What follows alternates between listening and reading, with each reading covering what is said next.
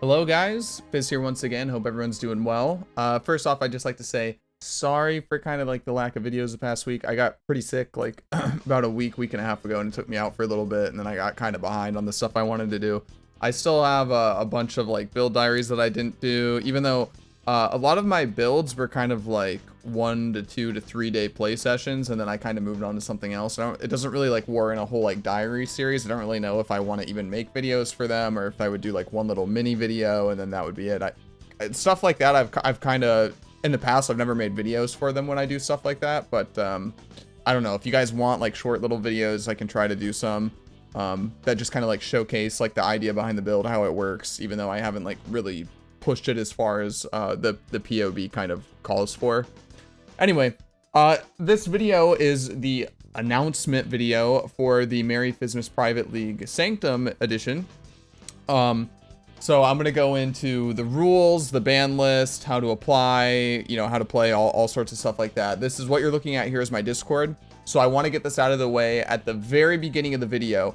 It is mandatory to join the Discord to play in the private league. Now the private league is crowdfunded through my community, and then I pitch in as well. And then if we don't end up meeting the goal by the time the league's gonna go live, I will just foot the rest of the bill depending on you know how much is left, right? I'll just, you know, so it'll happen no matter what. Don't worry about it. But you're not, you know, you are not obligated to pay whatever. If you know more people apply than slots we have, we will always add more slots. Everyone will get a chance to play. However, joining the Discord is mandatory to play in the private league. Now, if you don't want to be in my Discord, you hate my Discord or whatever, as soon as the private league is done, feel free to leave. But for the duration of the private league, you have to be in the Discord. That is mandatory, okay? It's so we can stay more organized, and the kind of concept of the private league can work better. All right, so what is the Merry Fizmas Private League? Well, the Merry Fizmas Private League is an economy-free experience. You'll see I'm reading here. Trading is strictly forbidden. If a player attempts to charge someone else for items or services, they'll be issued a warning with the second offense warranting removal from the league. The league is meant to emulate a group SSF atmosphere that encourages collaboration and cooperation. Players found to be using banned skills will be removed from the league with no warnings issued. This includes during acts and early leveling. Banned skills are banned with no exceptions. All accounts participating in the private league must verify their PoE account in the league verification channel. Any applications sent without verification after 24 hours will be denied. Feel free to reapply after verifying. So all that means is that you're going to go down to this league verification channel and just type the name of your PoE account name in here and then apply on the league page, which is this. So you'll apply to this page here, and if I see like the monster, right? If I see that in the league verification channel, then you're added to the league. It really is that simple, right? It is that simple. So that's how it works. So there are no special modifiers to the league or anything like that. Effectively, all Merry Fizmas is a group found collaborative league in a hardcore setting. It is hardcore, with a ban list of skills. How it works is people will go into the item sharing channel and type like items that they are currently looking for, or key items that they may have dropped that they are willing to pass off to other people. This is a big part of why the Discord is so mandatory. It makes organizing who has what's going where a lot easier, and tracking people down instead of relying on like global chat and weird in-game stuff to do so. So that's really that's the crux of it, right? There's no trading. Everyone just kind of shares. And there's a ban list to make it more interesting. That's really all it is at the end of the day. So if you're interested, just join the Discord channel. The link will be down below, as well as the link to the private league itself. If you feel so inclined, feel free to help us crowdfund a little bit. And if not, it's completely okay. Everyone will get to play. So for the Sanctum edition, the ban list is going to be, and I did something a little bit different this time. Now I mandatory banned Cold Dot and Seismic Trap, but I let chat decide. They voted on bans after that. So I overruled Cold Dot and Seismic Trap. Those are 100% banned, no exceptions.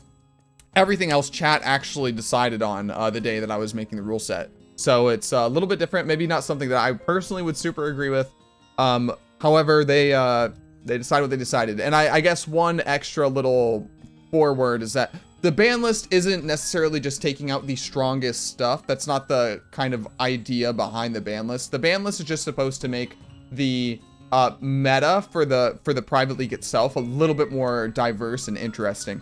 So what I mean by that is necessarily the things that are being banned may not be the actual strongest builds, but I will, in the past, I have banned builds that even if they may not be the strongest build, they are almost certainly going to be the most popular build. So I will try to get in front of that and kind of take out builds that most of the league people are going to end up defaulting to. So they will kind of experiment with something else or maybe play something they didn't plan on playing.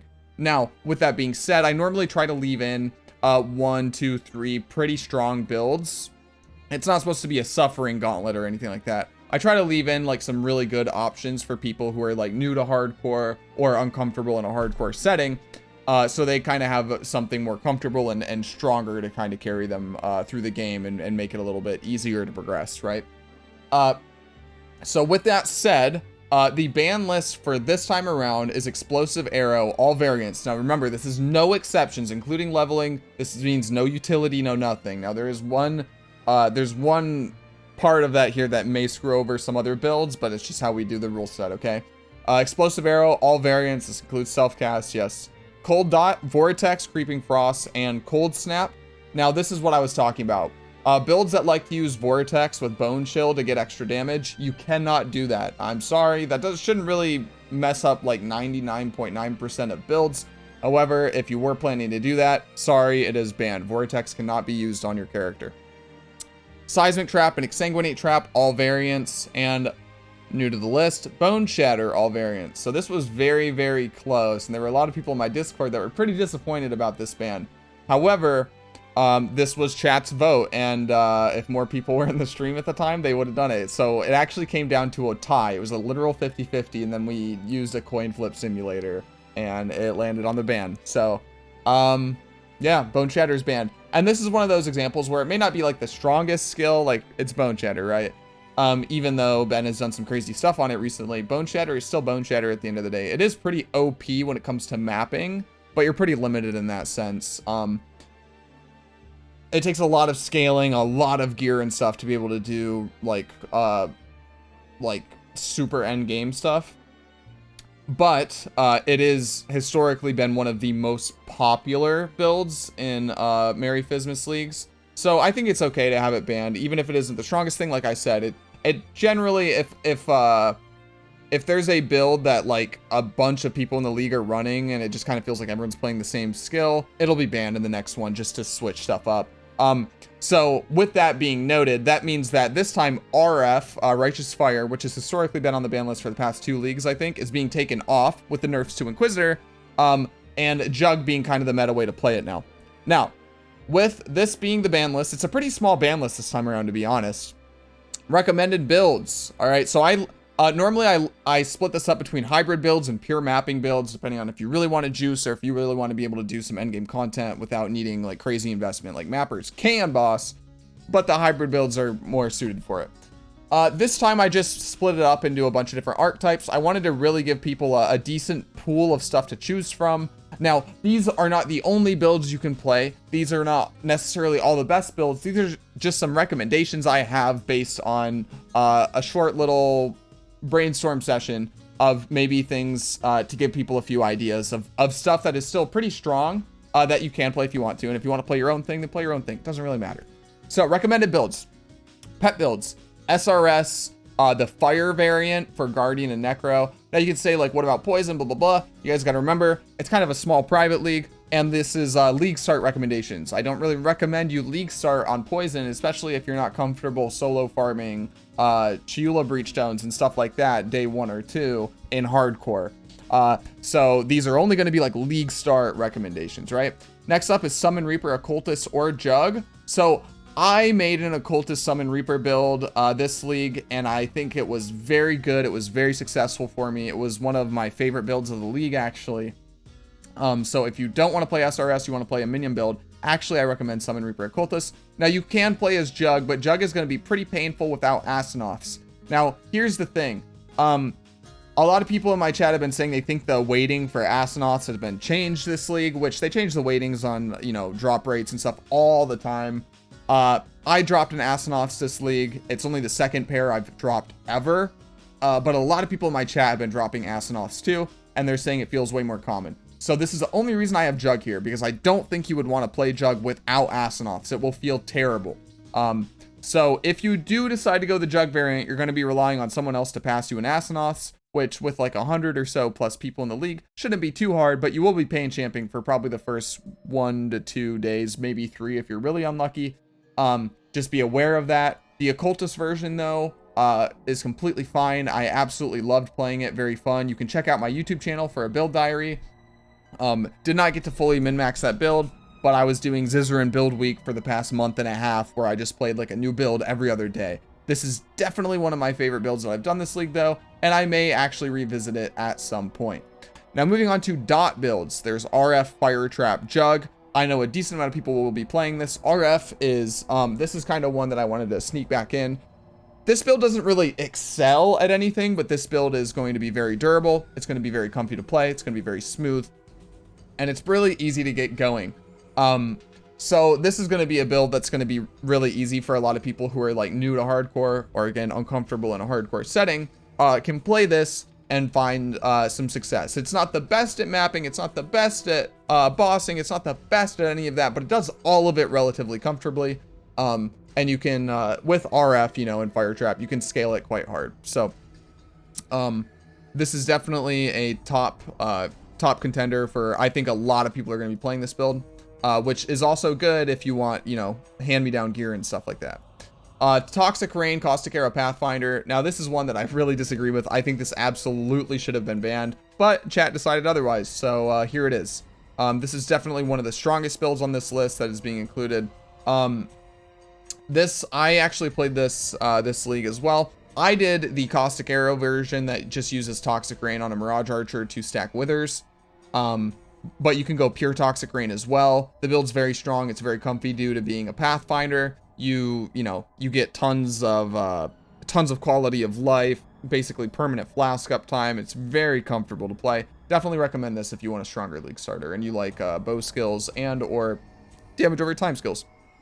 Next up, Doomblast Occultist. So this is kind of what I'm leaning towards for my league start. I did a lot of league start testing trying to make Doomblast work on a 4-link without Vixens, using Cursed Ground support. The damage was just a little bit low, and I was able to get a tree that felt good enough, but I think ultimately what I'm going to do is just go with typical speed leveling strats and just level with Armor Brand. Maybe I swap to Poisonous Concoction around Blood Aqueducts or something, but yeah, that's currently what I'm planning.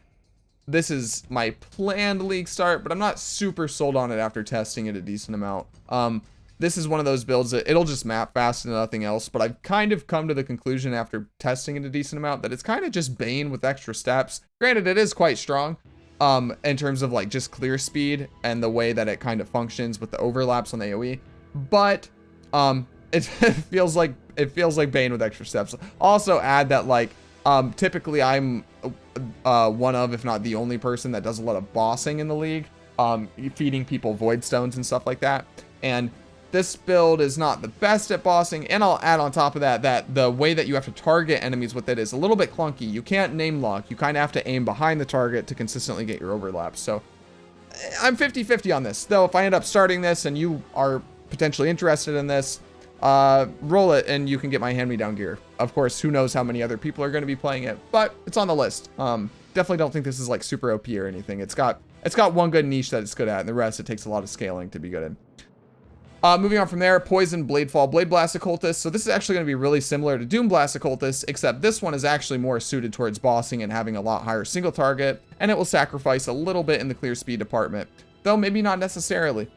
With Poison, Bladefall, Blade Blast Occultist, you can probably pretty easily fit in a Blasphemy support so that your Plague Bearer you just shield charge through maps and everything explodes. Whereas with a typical Doomblast Occultist setup, you don't actually have that, so your Plague Bearer won't give pops. Then again, your curses are the size of the screen, so do you really need it? Who knows? Either way, if you're not running a Blasphemy on Doomblast and you are running a Blasphemy on Bladefall Blade Blast, the clear speed is actually going to be pretty similar between the two, except this one has way more damage. So if you want a boss, maybe go for Bladefall, Blade Blast over Doom Blast if you don't want to just blast maps. Beyond that, we have Spark Inquisitor / Trickster. Spark's really OP. If you want to play a self-cast build, this is probably the best skill you can play. Now again, if you want to play whatever, play whatever. But this is definitely the strongest one on the list for sure. And then we have Hexblast Miner. So this is something that I POB'd and tested out myself the other day. This build is insanely strong. It does so much damage. Just, yeah. Be aware that technically you're going to be dealing significantly less damage than you otherwise would until you get a curse on hit setup. Do keep in mind that the Mark of Submission ring that will curse on hit with the socketed curse gem does not work with mines. It needs to be a actual influence ring or a corrupt on your gloves or whatever. Now, worth noting that I did do a league start test with this without a curse on hit setup, which means you lose 100% more damage multiplier by not having a curse removed from Hexblast, and it still like instantly killed stuff. Like Act 3 Dominus just dead. And like it was ridiculous the amount of damage this build does. So you could definitely start this. The cool thing about Hexblast mines also is that Hexblast needs a target to detonate, so you can actually just put detonate on your left click and the mines won't detonate. So it's not technically inefficient to do so. The only thing you'll have to get over is that if you put mines on left click and you can't detonate the mines, it'll kind of make like a little tink sound constantly as you run around if you have mines that are not being detonated. Something to keep in mind. For some people, it'll feel super annoying. For other people, you'll just tune it out after playing the build for a few hours. For me, it was kind of like Warcries. Like when Warcries first came out and that stuff, like I hated the sound, like grated on my brain of like every second. But then eventually my brain just like how I can't see my nose. Sorry, now everyone's looking at their nose. But it just eventually tuned it out. It was the same thing for Hexblast Mines with me. It was really annoying for like a few hours, and then I just like tuned it out completely, stopped listening to it. Now, on to the most important category, melee builds for the Bone Shatter Copers.